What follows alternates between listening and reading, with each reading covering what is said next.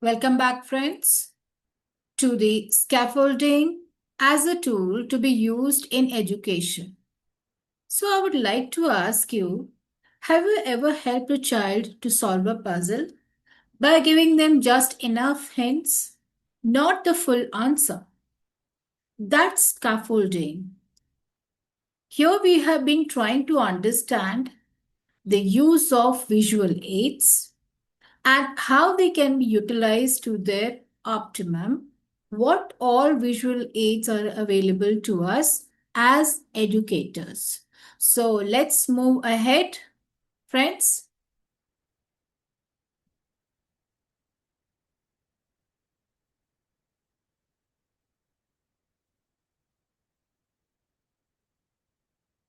Okay.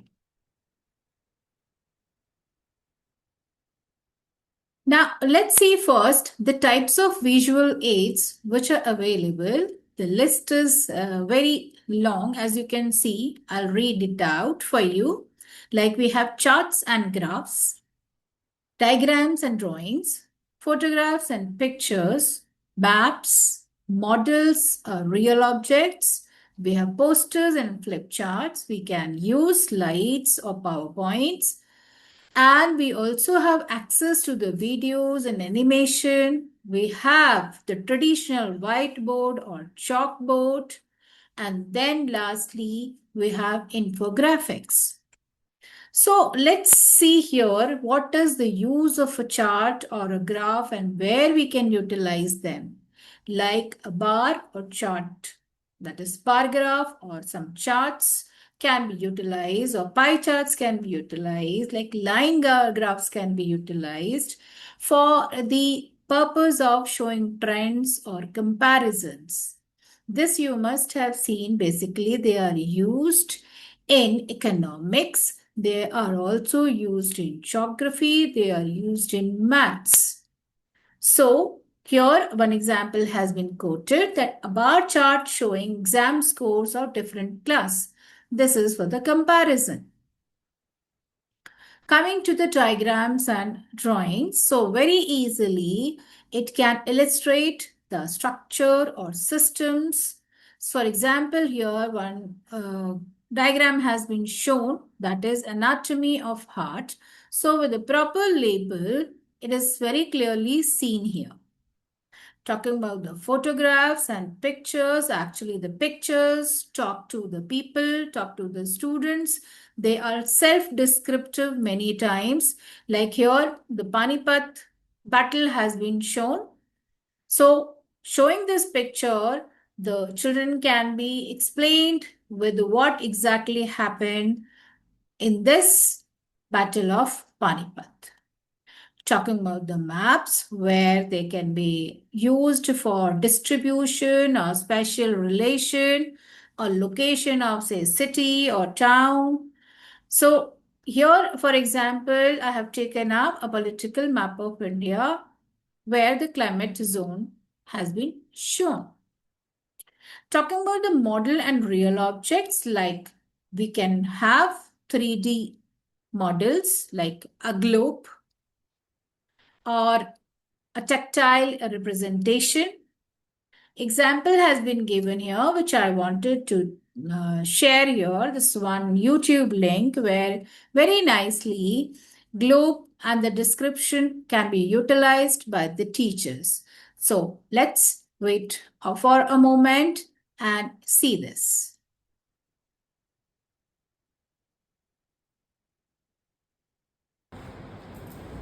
Good morning everyone. Today we are going to study about important lines of latitudes. This is 0 degree, which is known as equator. It divides Earth into two equal parts, northern hemisphere and southern hemisphere. 23 degree and a half in northern hemisphere is known as Tropic of Cancer. It also divides India into two equal parts. 23.5 degree in southern hemisphere is known as Tropic of Capricorn.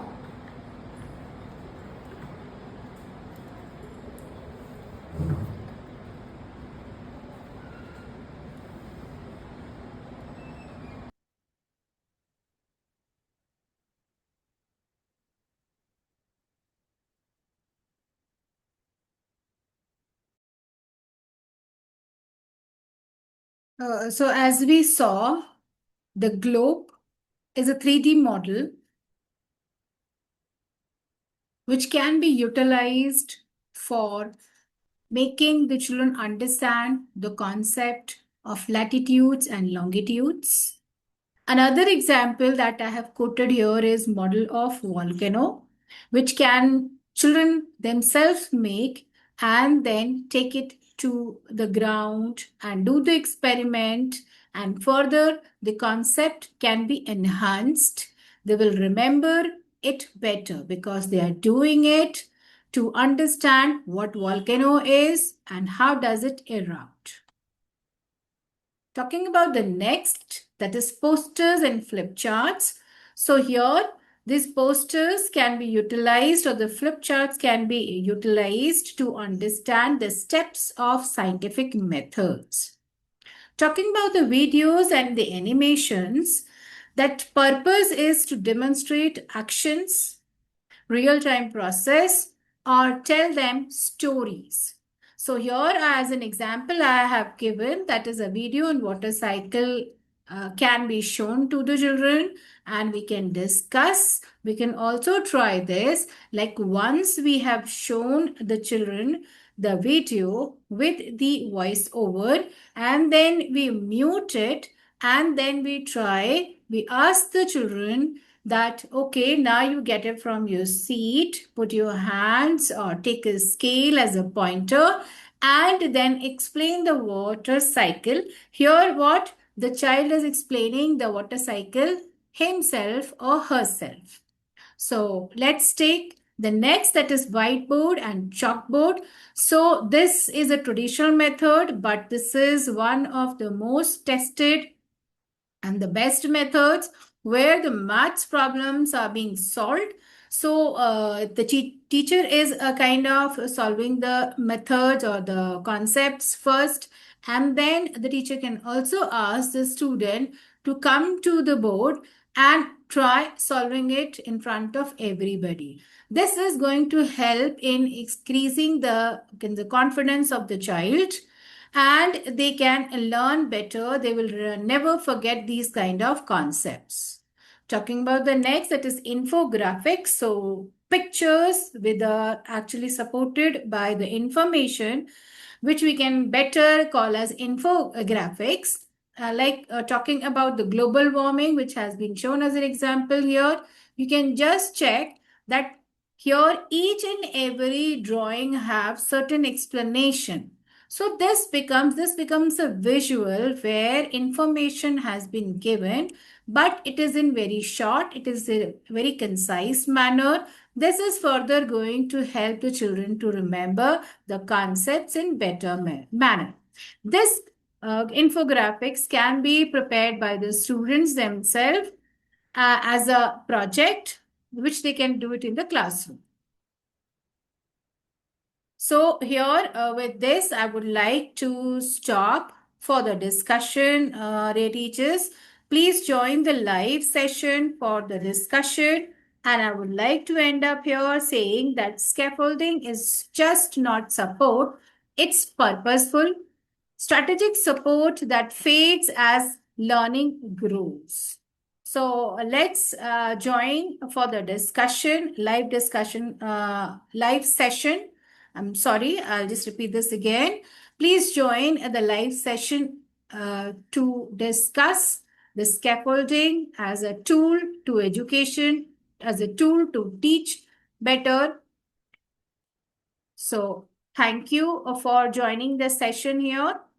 And please don't forget to like and share my workshop, share my video, and please join and subscribe my channel to support and have better and workshops, attend better workshops. You can also join my community by giving me suggestions and telling me what next you would like to have in the form of workshop. Thank you. Thank you very much.